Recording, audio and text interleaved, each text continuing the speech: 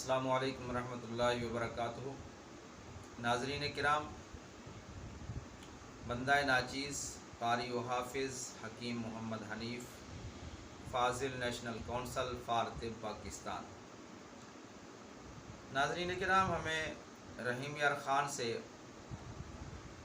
एक हमारे भाई ने मैसेज किया है कि हकीम साहब, मुझे शुगर बताई गई है और मशीन के ज़रिए से जब हम चेक करते हैं तो भी शुगर आती है, लेकिन मेरा वज़न जो है वो बिल्कुल ठीक है, वज़न कम नहीं है और पेशाब के अंदर जो है बदबू आती है, थोड़ा स्माइल होती है और ब्लड प्रेशर भी हाई होता है।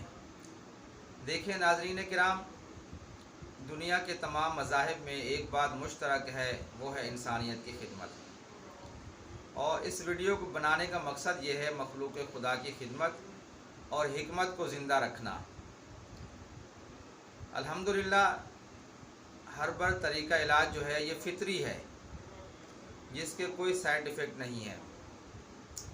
तो आज जो हमारे भाई ने हमें मैसेज किया है, ये शुगर जो है ये शुगर नहीं है, बल्कि लबलबा जो होता है उसके ऊपर थोड़ी सी सूजन आ जाती है, जो जिगर के साथ होता है। और इसकी वजह क्या होती है?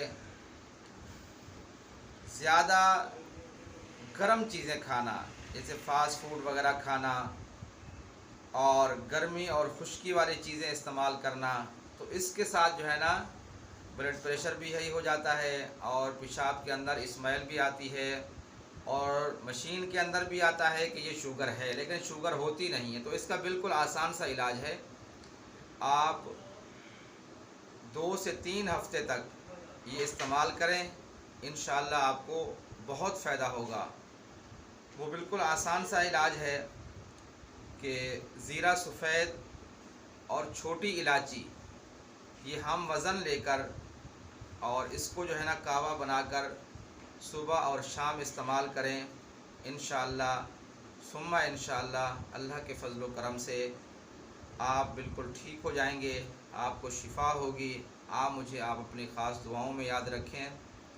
मुझे कुछ ख़बर नहीं थी, तेरा दर्द क्या है या रब, तेरे आशिकों से सीखा, तेरे संग दर पे मरना।